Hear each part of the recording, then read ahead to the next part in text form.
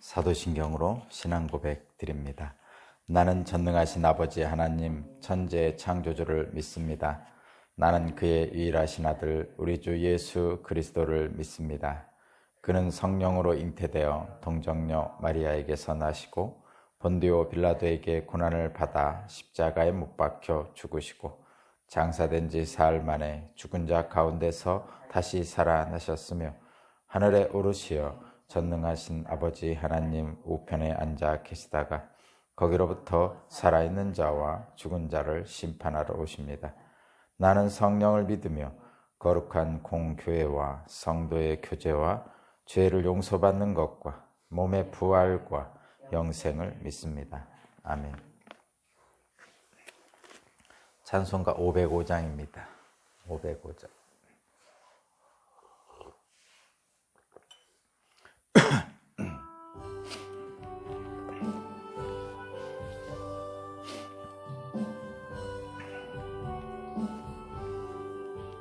온 세상 위하여 나 복음 전하리. 만 백성 모두 나와서 주 말씀 들으라.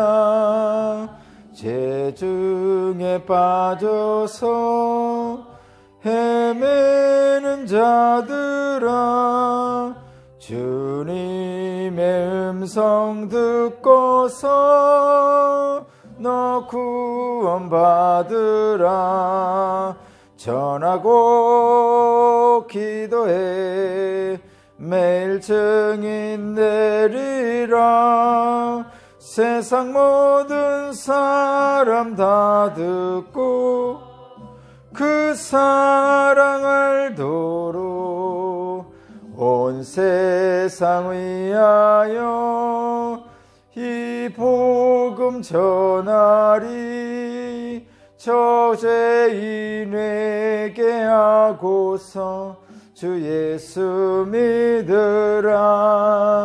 죄 주상 위하려 주 돌아가신 것 나 증거하지 않으면 그 사랑 모르리. 전하고 기도해 매일 증인 되리라. 세상 모든 사람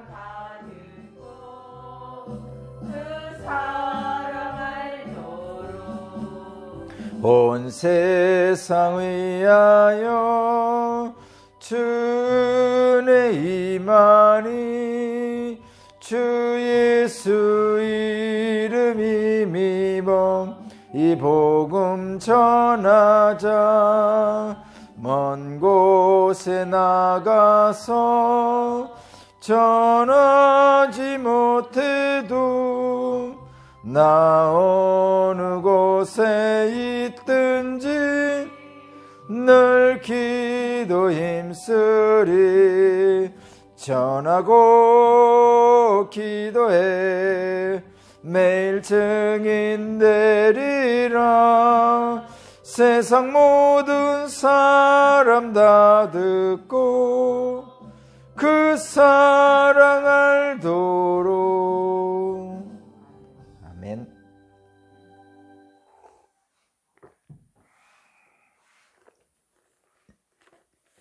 오늘 주신 하나님 말씀은 마태복음 10장 1절에서 15절입니다. 마태복음 10장 1절에서 15절까지 말씀을 제가 봉독하겠습니다. 예수께서 12제자를 부르셔서 더러운 귀신을 제어하는 권능을 주시고 그들이 더러운 귀신을 쫓아내고 온갖 질병과 온갖 허약함을 고치게 하셨다.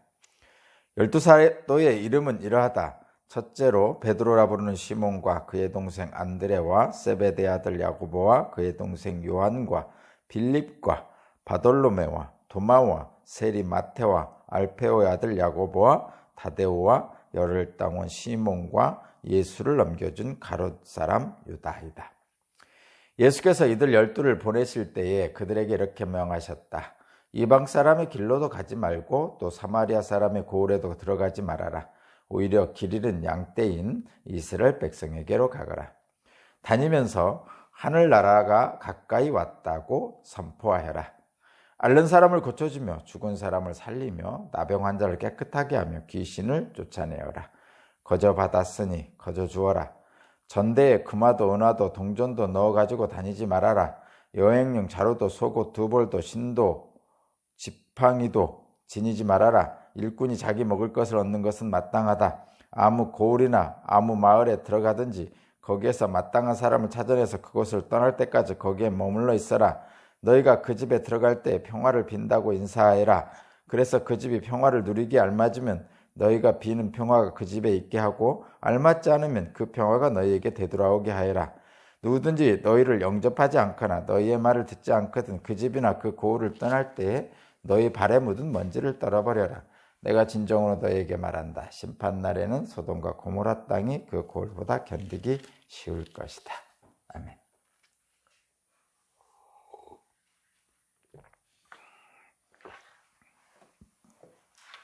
네, 오늘 말씀의 제목은 보냄받은 자의 자세입니다.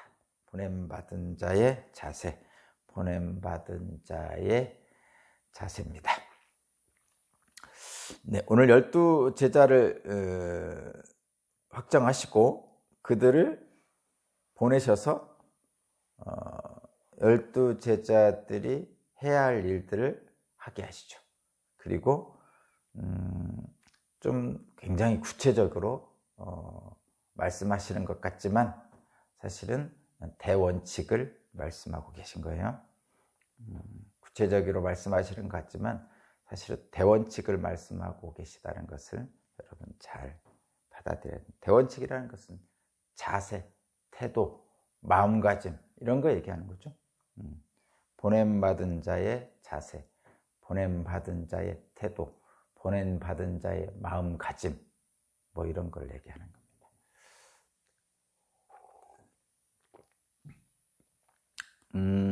일단은 1절부터 4절까지는 12 제자를 확정하시죠. 12 제자를 확정하십니다. 뭐 여러분도 다 알죠. 뭐 이름을 다 외우는 분들이 많이 계시지만 어쨌든 다 아십니다. 예수님께서는 하나님 나라의 복음을 전할 제자를 부르시죠.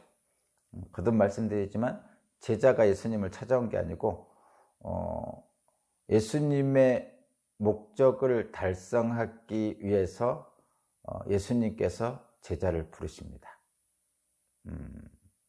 저희들도 마찬가지입니다. 그래서 하나님이 먼저 우리를 사랑하셨습니다. 그리고 하나님이 먼저, 예수님이 먼저 우리에게 다가오시죠.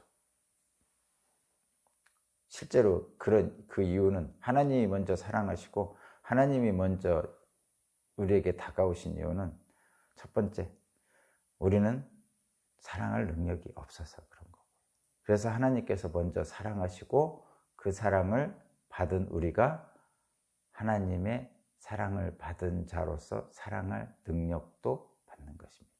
그래서 우리는 이웃을 사랑하고 심지어는 원수까지 사랑할 수 있게 되는 것이죠. 그것이 첫 번째.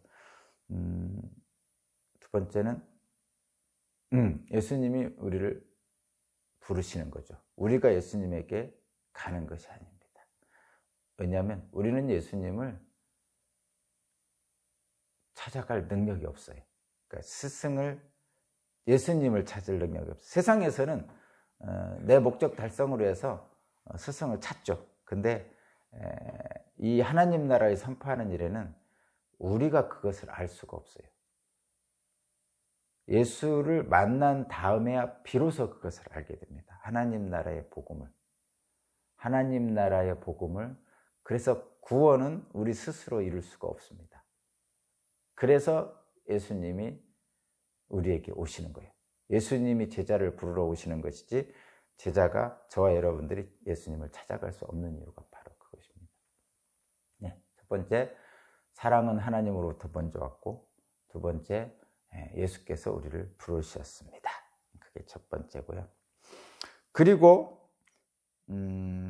제자들이라는 것은 부르심을 받았죠. 일단 그 부르심을 받았다는 얘기, 저와 여러분들이 부르심을 했어요. 이 소명이라고 그랬죠. 소명, 부를 쏘자. 그러니까 하늘에서 우리를 불렀습니다. 자꾸 이제 소명을 어떻게 보시면 되냐면,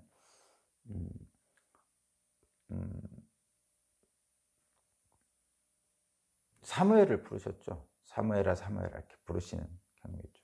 사무엘아, 사무엘아 이렇게 부릅니다. 그럴 때 5살짜리인가? 6살짜리인가 잘 모르겠네. 그때쯤에 사무엘은 하나님의 성전에서 하나님의 부르심을 받죠. 마찬가지죠. 일종의 그런 것입니다. 위에서 뭔지 모르지만 나를 부르시는 거죠. 보통 이름을 부른다고 이야기하지만 어떻게 부르는지는 각 사람에게 다 달리 있습니다. 그렇게 나를 부르십니다. 찾아오시는 거죠, 나를. 그리고 찾아오심은 곧 보내심과 연결이 됩니다. 이게 사명이라는 거죠. 그러니까 소명과 사명. 부르심은 곧 보내심과 연결이 됩니다. 제자로 삼으시는 것이 부르시는 거죠. 그러면 제자로 삼으신 목적은 뭐냐? 보내시기 위한 거죠. 제자라는 것은 배우는 것을 첫 번째로 하죠. 근데 배워서 끝입니까? 제자들이? 아니죠. 배운 다음에 배운 것을 행하는 거죠. 그것이 자기 자신도 위하고 주변에 있는 사람들을 위하는 거죠. 자, 저와 여러분도 마찬가지잖아요. 자녀를 가르치잖아요. 배우는 길에. 뭐 초등학교, 중학교, 고등학교, 대학교, 뭐 대학원 뭐 이렇게 가르치잖아요. 근데 여러분들이 그렇게 가르치는 이유는 뭐 교육비를 들여서 가르치는 이유는 가르치면서 끝나는 것을 목적으로 하는 건 아니죠.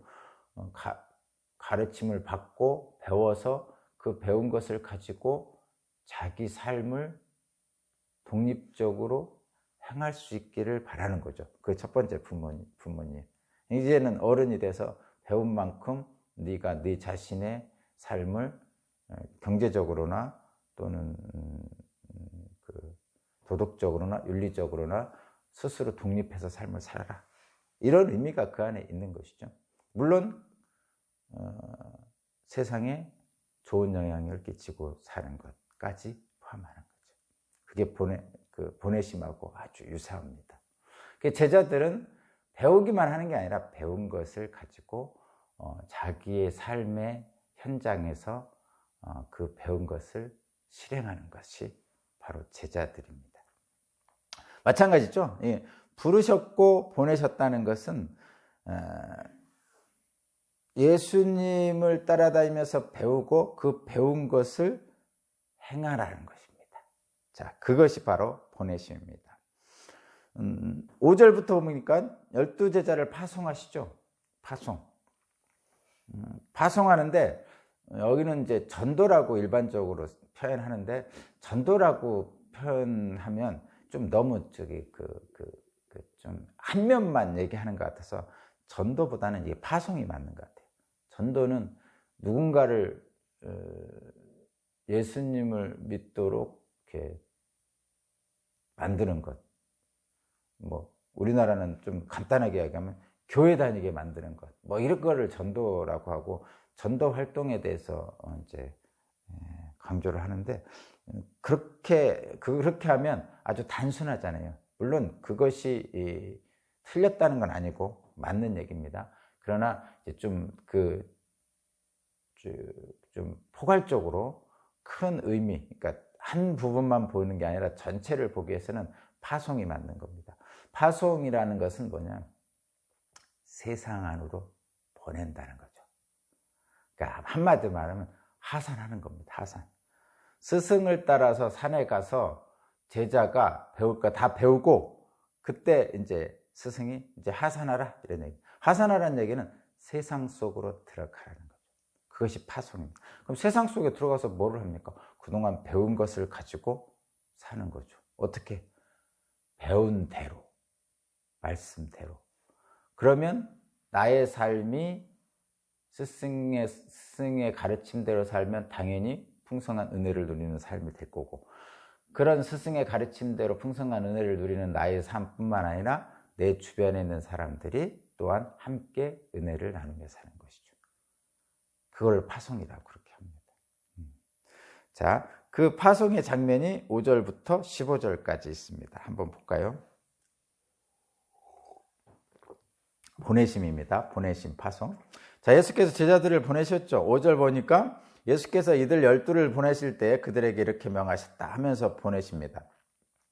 이방 사람 길에도 가지 말고 또 사마리아 사람 고을에도 가지 말아라. 오히려 길 잃은 양떼 이스라엘 백성에게로 가라. 이 말씀은 그 예수님의 전체적인 그 사역의 과정을 본다면 이방인에게 전도하지 말라 이 말은 아니시죠.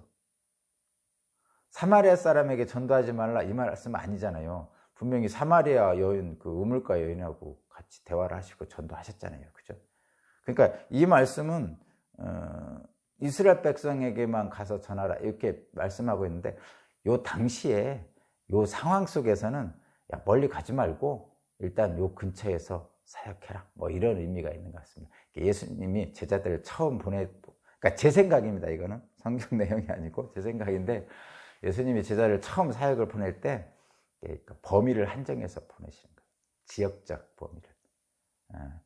아마도 너무 멀리 가지 말아라, 근처에서 해라 이런 의미가 있습니다. 그래서 저와 여러분도 전도를 할 때 또는 삶에 전도를 할 때 어떻게 하느냐, 나의 삶의 현장에서 전도를 해라 이런 것이죠.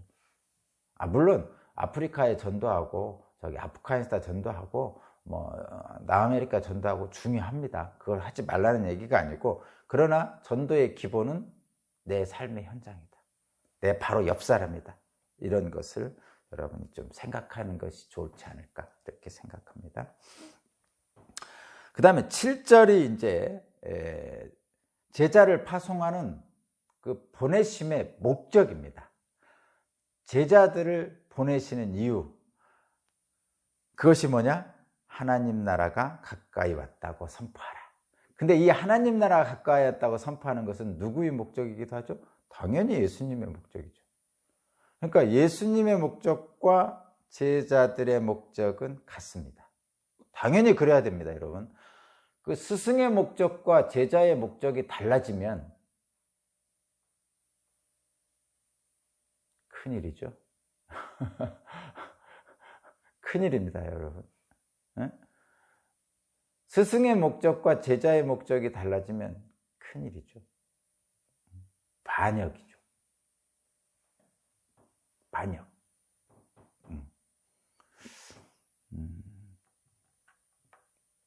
저와 여러분들이 정말 조심해야 될 것이 이것입니다. 우리는 제자로 부르심을 받았죠. 하나님의 은총을 받아 살기를 원하는 사람들이고, 그 하나님의 은총을 받아 사는데 예수님의 가르침을 저와 여러분은 따르는 사람들입니다. 그러면 예수님이 행하시는 목적과 우리들이 행하는 목적이 같아야 됩니다.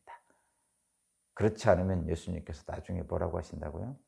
내가 너를 모른다 그런다면, 당연하죠. 스승의 목적과 다른 제자는 예수님이 그 제자를 제자로 인정하지 않습니다.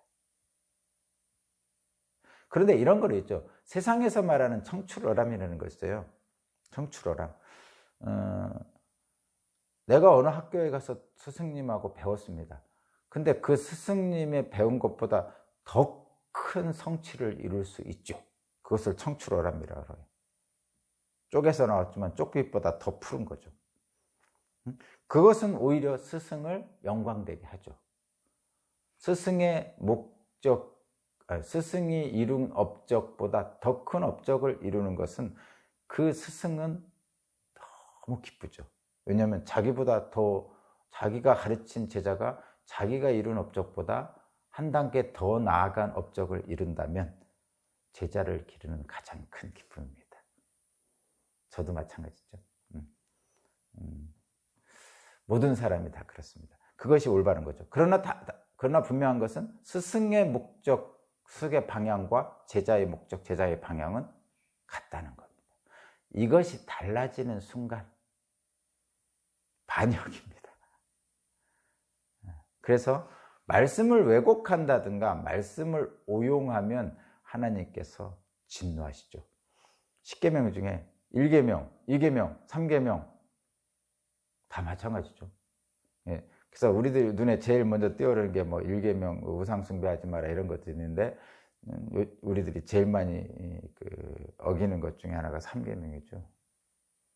하나님 이름을 망령되 일컫지 말라 그랬는데 하나님 이름을 막 아무 데서나 말하면서 하나님의 목적이 아니라 자기 목적을 달성하기 위해서 하나님 이름을 망령되이 일컫는 사람들이 있죠. 여러분 주변에 뉴스에 나온 거 보면 하나님 이름을 이용해서 자신의 목적을 이루는 사람들이 있습니다. 그런 사람들은 반역이죠.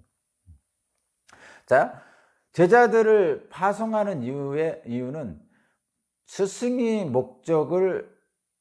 목적과 제자들의 목적이 같기 때문에 그 제자들이 스승의 목적을 이루기 위해서 나가는 겁니다. 그 목적이 뭐냐? 하늘나라가 가까이 왔다고 선포하는 것입니다. 그것이 목적이에요. 그 다음에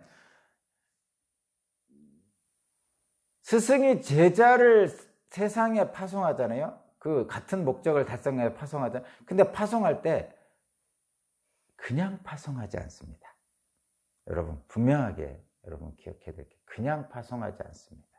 어떻게 파송하죠? 권능을 줍니다. 자, 10장 1절 예수께서 12제자를 부르셔서 더러운 귀신을 제어하는 권능을 주시고 그들이 더러운 귀신을 쫓아내고 온갖 질병과 온갖 하약감을 고치게 하셨다. 이게 권능이에요. 다음에 8절 앓는 사람을 고쳐주며 죽은 사람을 살리며 나병한 자를 깨끗하게 하며 귀신을 쫓아내어라.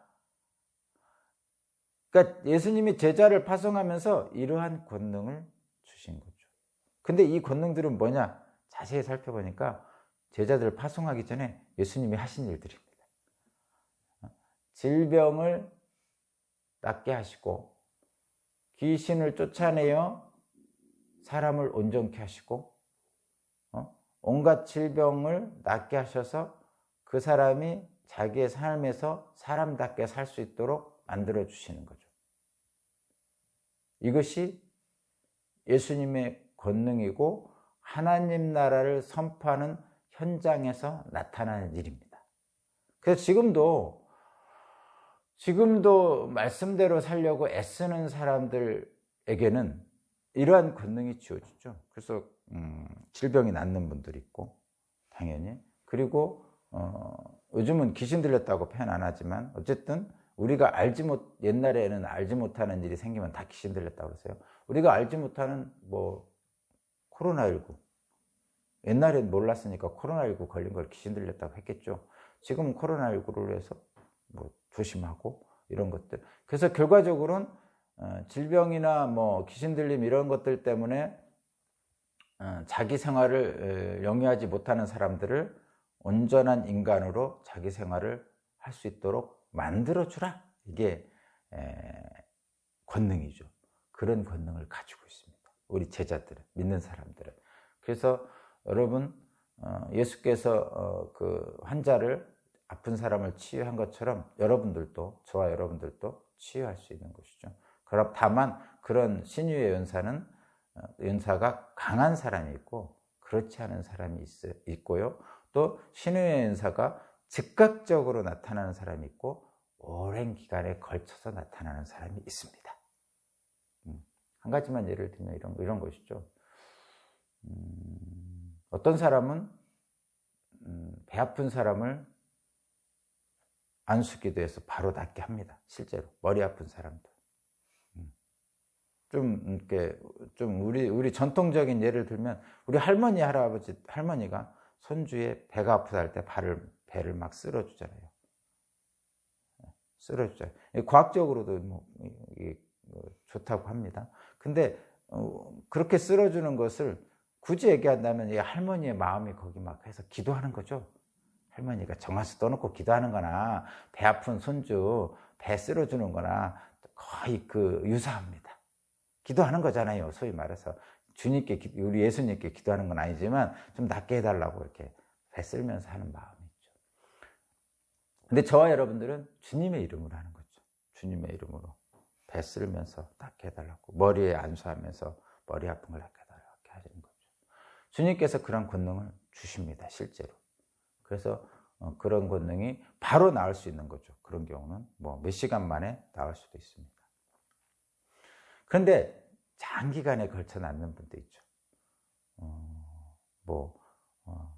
질병 중에 뭐 여러 가지 질병 뭐 있는데 그것들이 1년에 걸쳐서 또는 2년에 걸쳐서 또는 5년에 걸쳐 낫는 분도 있고 그렇습니다. 그 다음에 또 하나는, 그거는 이제 육체적 질병을 얘기하는 건데, 아니, 겉으로 드러나는, 우리가 소위 얘기하는 그 육체적인 것을 얘기하는데, 영적 질병도 있죠. 정신적 질병도 있잖아요. 말하자면 뭐가 있어요, 여러 가지. 잠을 못 잔다든가, 또는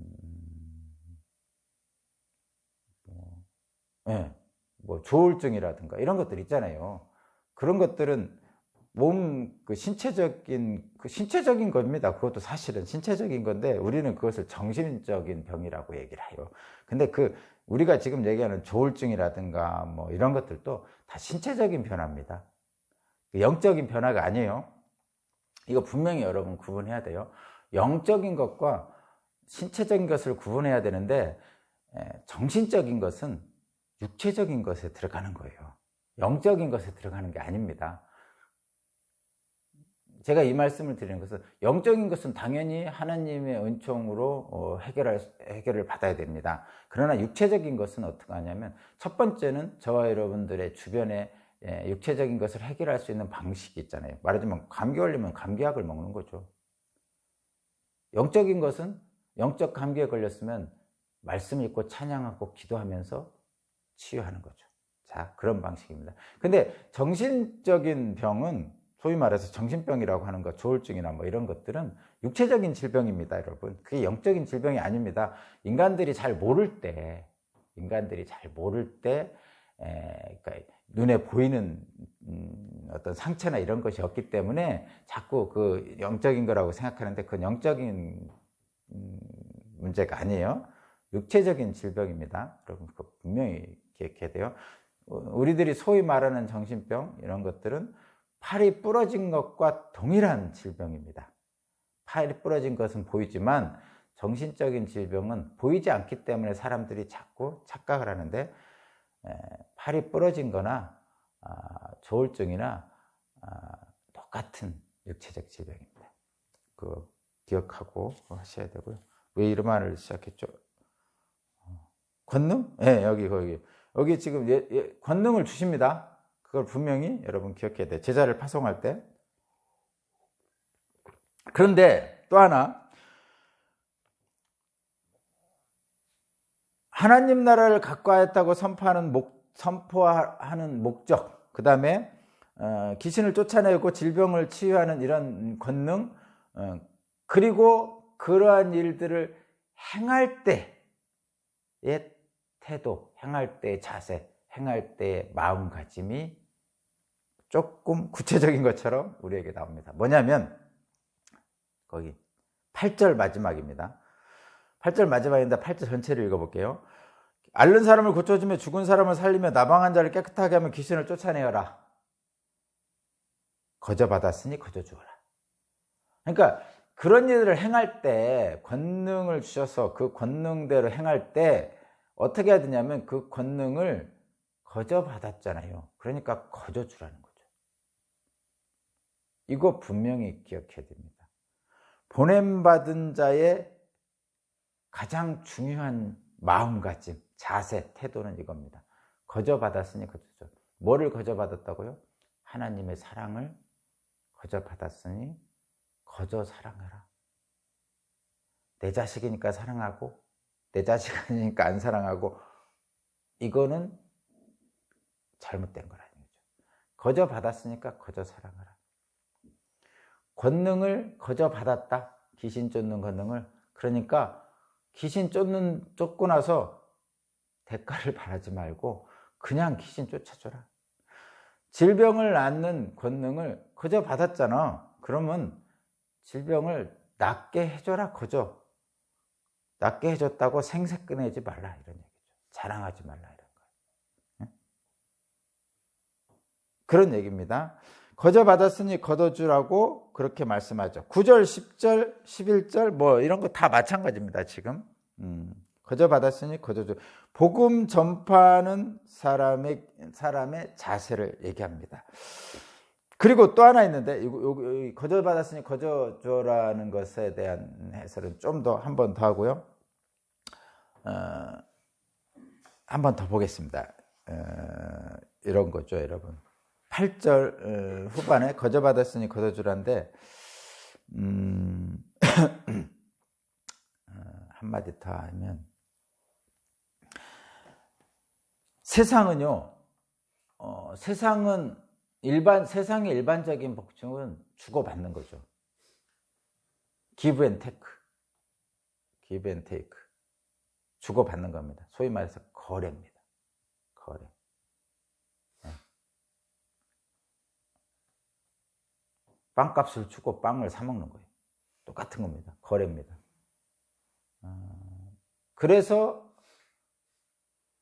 이렇게 하죠. 나에게 잘해주는 사람에겐 잘해주고 나에게 악하는 사람에겐 악하게 하는 거죠. 그것이 기본적인 거죠. 그리고 실제로 저와 여러분들의 몸에 배어 있어요, 이것이. 나한테 잘해주고 칭찬하는 사람은 좋죠. 기분이 좋고. 근데 나를 잘 못해주고 뒷담화하는 사람은 싫잖아요. 그래서 다투는 거죠. 그것이 세상의 법칙입니다. 세상에서 행하는 일반적인 법칙입니다. 세상은 주고받는 거래의 법칙에 따라 돌아갑니다. 그래서 어떻게든지 손해를 보지 않으려고 애씁니다. 어떻게든지 손해를 보지 않으려고 했습니다. 요즘 벼락거지라는 표현이 있습니다. 벼락거지. 가만히 있는데 거지가 되는 거예요. 가만히 있는데 거지가 된다는 걸 벼락거지라고 해요. 그러니까 남들은 다 돈 벌고 잘 사는데 나는 가만히 있었는데 그 사람들에 비해서 상대적으로 내가 가난해지는 거죠. 그걸 벼락거지라고 해요. 남들은 부동산 투기하고 주식해가지고 돈 버는데 나는 부동산 투기도 안 하고 가만히 있는데 갑자기 다른 사람들보다 가난해진 거예요. 상대적으로. 그걸 벼락거지라고 한답니다. 그래서 벼락거지 안 되려고 영혼을 끌어다가 집을 사는 영끌이라는 표현도 생기고 있습니다. 어떻게 보면 머리를 잘 쓰는 거죠. 우리 어머니 말씀대로 하면 약삭 빠른 거죠. 야가야 된다는 거죠. 약은 사람들이 하는 행동을 안 하는 사람, 그런 사람들이 벼락거지가 됩니다. 그냥 직장 다니면서 월급만 가지고 살고 그냥 농사 지면서 뭐 이렇게 하고 그러다가 조금 운이 좋으면 보너스도 좀 나오고 좀 운이 좋으면 농작물 가격이 조금 올라가지고 좀 더 벌고 뭐 그 정도 수준 사람들입니다. 그런 사람들은 벼락거지고 그냥 그 야가 가지고 약삭 빨아서 돈이 흐름을 세상이 요동칠 때 돈의 흐름을 잘 봐서 거기에 편승해서 불로소득을 얻는 사람들이 있잖아요. 그런 사람들에 비해서 벼락거지가 된다고 표현합니다. 참 이름도 참 절묘하게 잘 짓는 것 같아요. 그런데 여러분, 세상은 그래서 어떻게든 손해보지 않으려고 했습니다. 그러니까 내가 손해보면 벼락거지가 됐다 이렇게 속상해하는 거예요. 속상해한단 말이죠. 속상하죠? 솔직히 속상합니다. 속상합니다. 그런데 하나님은 그렇게 하지 말라고 하시는데 어떡합니까? 열심히 살아보십시오. 다른 방법을 제가 제시할 수는 없습니다. 돈 버는 방법을 목사가 제시할 수는 없습니다. 어떤 분은 어느 쪽에 땅을 사야 됩니까? 하고 목사님에게 물어보는 사람이 있다고 그러는데 여러분 목사님에게 그런 거 물어보지 마십시오. 목사님이 부동산을 공부해야 됩니까? 여러분? 부동산을 공부하면 안 되죠. 목사님은 그냥 성경을 공부하는 거죠. 그러면 뭐니까 성경 많이 아시니까 어디에 땅 사면 좋은지 찍어달라는 말씀입니까? 성경 말씀에 그런 게 기록되어 있습니까? 없어요. 돈 버는 방법은 성경에 없습니다. 다만 세상 이치를 하나님의 말씀에 비추어 기록하고 있는 것이 성경이죠. 세상 이치를 하나님의 말씀에 비추어 기록하고 있는 대로 살면 벼락거지가 되는 것처럼 보이지만 벼락 부자가 된 약삭 빠른 사람들보다 더 복되게 산다는 것이 성경의 내용입니다. 믿으세요, 진짜로. 그렇게 믿으시기 바랍니다. 세상은 주고받는 거래에 의해서 돌아가지만, 그래서 어떻게든 손해를 보지 않으려고 애쓰지만, 성경은, 복음은, 하나님 나라는 그렇게 주고받는 거래가 아닙니다. 그래서 거저 주는 거예요. 왜? 거저 받았으니까. 누구한테? 하나님께. 그래서 그리스도의 복음은, 그리스도인의 삶은, 이 파송받은 자의 삶은, 보냄받은 자의 삶은 섬김에서 시작되고 섬김에서 끝납니다. 그러니까 섬김을 다른 말로 하면 돼요. 사랑으로 시작하고 사랑으로 끝나는 거죠. 고린도전서 9장 18절에 보면 바울이 받을 상을 내서 얘기합니다. 고린도전서 9장 18절에 바울의 받을 상은 바라지 않고 거저 주는 것이고, 자기에게 주어진 권리를 행사하지 않음으로써 행사하는 것을 바울이 받을 상이라고 합니다. 바울의 면류관이 그거라는 거예요. 여러분, 그 구절을 잘 묵상해 보시고, 자, 여기까지 거저 받았으니 거저 주라고. 그리고 나서 실제 상황에 대해서 거기 9절, 10절, 11절, 14절에 합니다. 실제 상황. 이것도 구체적인 것 같지만 사실은 구체적인 게 아니라 큰 그림에서 얘기합니다. 9절, 10절 제가 읽어볼게요. 전대에 금화도 은화도 동전도 넣어가지고 다니지 말아라. 여행용 자루도 속옷 두벌도 신도 지팡이 다니지 말아라. 일꾼이 자기 먹을 것 얻는 것은 마땅하다. 이런 것을 가지고 다니지 말라는 거죠. 이 얘기는 뭐냐면 전적으로 하나님을 의지하라는 이야기이기도 하고, 하나님 일을 하는 사람, 보냄받은 사람은 당연히 받을 것을 받아야 된다는 얘기입니다. 그 9절, 10절 막 이렇게 뭐 금화도 은화도 동전도 속옷도 신도 지팡이도 가지지 말아라 하면서 10절 마지막에 일꾼이 자기 먹을 것을 얻는 것은 마땅하다. 일꾼은 당연히 일을 하는 사람에게 누가 돈을 줍니까? 일꾼에게. 일을 시킨 사람이 주는 거죠. 먹고 마시는 것을. 그러면 하나님이 일을 시켰어요. 그럼 하나님이 일꾼에게 먹고 마실 것을 주신다는 뜻입니다. 당연히 그런다는 거죠. 너희들 걱정하지 마. 하나님이 너희를 보냄받은 자로 일을 시키잖아. 당연히 하나님이 일꾼을 너희를 불러 시켰는데 부르신 하나님께서 먹고 마실 거 안 주겠어? 주실 거야 하는 거죠. 근데 어떻게 주시느냐? 그 밑에 구체적인 상황을 다시 한번 보여줍니다. 뭐냐면 11절 아무 고래나 아무 안에 들어가든지 거기가 마땅한 사람을 찾아내서 그곳을 떠날 때까지 거기 머물러라. 마땅한 것 줄 것이다. 예를 하나 들어볼까요? 예수님이 그 예루살렘에 입성하기 전에 나귀 타고 입성하셨잖아요. 나귀 없었잖아요. 가서 그냥 나귀 끌고 오셨잖아요. 근데 그 주인이 그냥 주셨잖아요.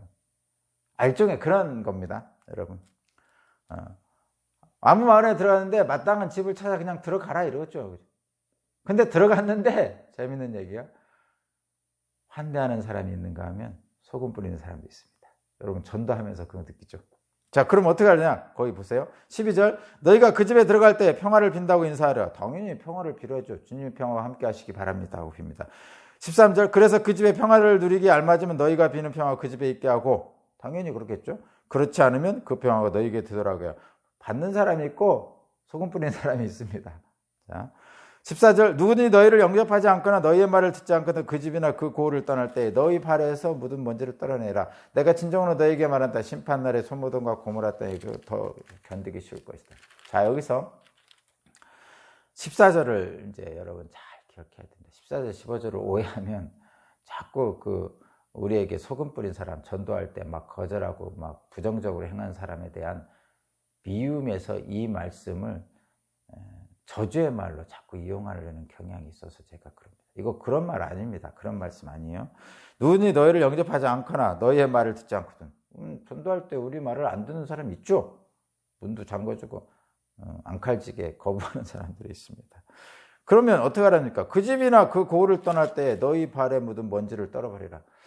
먼지를 떨어버리는 거 뭐예요? 내가 여기 오지 않았던 것 같지 하라 이런 얘기입니다. 부정적인 말을 한 사람들이 있었는데 내가 부정적인 말을 듣지 않은 것과 같은 거예요. 먼지를 떨어버려. 난 여기 온 적이 없어. 그 얘기는 뭐죠? 저 사람 미워하지 마 이런 얘기입니다. 그죠? 그리고 다음에 또 와 이런 얘기입니다. 여러분 그렇게 생각해요. 그러면서 다시 한번 15절 내가 진정으로 너에게 말하는 심판날에 소돔과 고모라 땅이 그 고을보다 더 견디기 쉬울 것이다. 이 얘기는 구원의 긴급성이죠. 그래서 우리에게 거절한 사람들, 이런 사람들도 미워하지 말고 빨리 그들을 구원해야 된다라고 말하는 겁니다. 부정적으로 거절한 사람들을 저주하는 말이 아닙니다. 이거 구원이 긴급하다. 잘못하면 저 사람 어떻게 심판 속에서 소돔과 고모라처럼 되면 어떡하니? 다음번에도 다시 가서 전도해. 이런 말씀입니다. 우리에게 주는 말씀이지 그 거절한 사람을 저주하는 말씀이 아닙니다. 급박하니까 꼭 다시 한번 가서 예수 믿으라고 해. 이런 말씀이죠. 자, 여러분 아시겠죠? 다른 거 아닙니다. 자, 여러분 보냄받은 자의 자세를 가지고 오늘 또